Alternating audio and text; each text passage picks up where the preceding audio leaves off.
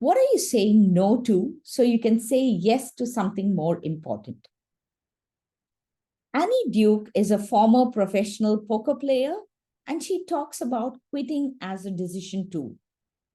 The quality of your decisions about when to quit things often more important than the quality of your decisions to start a course of action determines how well you do at maximizing the overall quality of your life.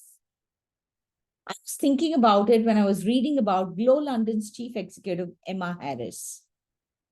About a year back, at the end of an exceptionally busy 2 weeks, where she had flown between New York, Chicago, and London multiple times, she sat down for brunch with her colleagues at a New York restaurant.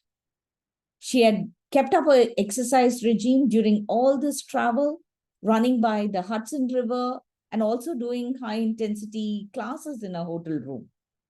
And she was fueling herself with coffee by day and espresso martinis by night to deal with that exhaustion.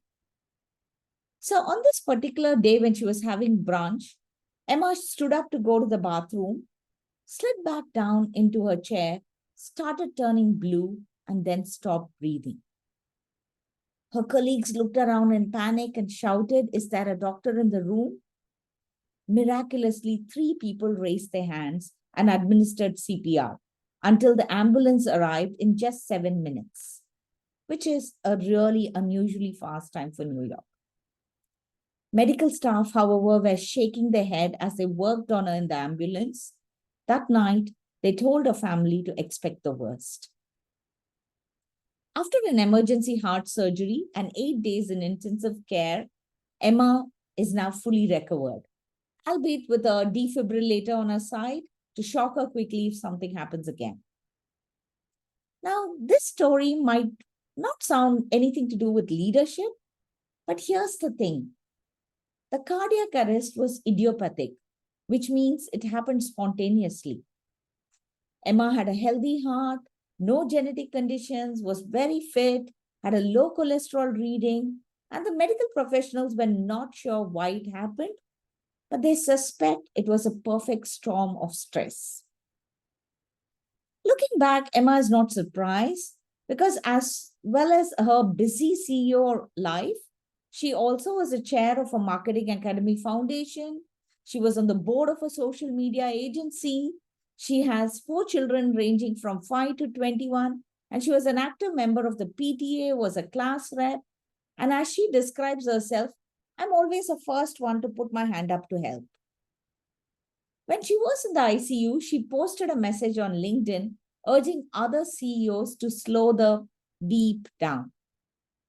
It touched a nerve, and it was liked by 93,000 people, and it had about 9,000 comments. Interestingly, Emma doesn't even remember writing it. Post-COVID, we are all working harder than ever before. There is this expectation of back-to-back meetings, not slowing down. And she's by no means the only leader who's experiencing this high-intensity work or suffering from silent burnout. Especially the leaders who grew up with work hard, play hard kind of a mentality. And she remembers many occasions in her previous role when she was heading communications at Eurostar and leading a team of 300, where she expected her staff to be out partying till 3 a.m. in the morning and still turn up at desk at 8 a.m. the next day.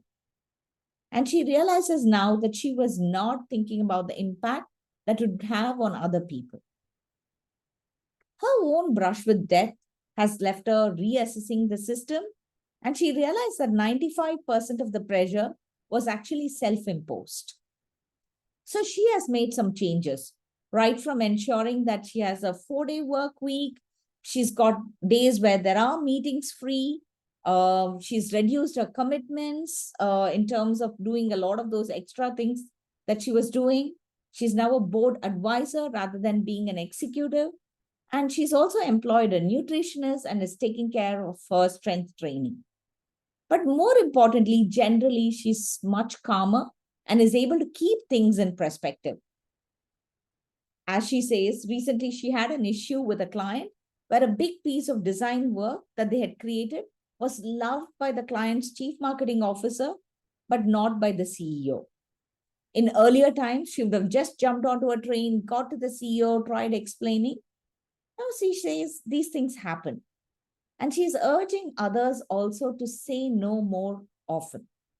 Saying no is so powerful, she says. And what's mad is that you're catastrophizing in your head. If I don't go to this meeting, if I don't go for this event, I'll miss the biggest business deal of my life. And she advises people to say instead that, well, that sounds brilliant, but let's find another way to do it that does not involve me getting onto the office or getting onto a train right now.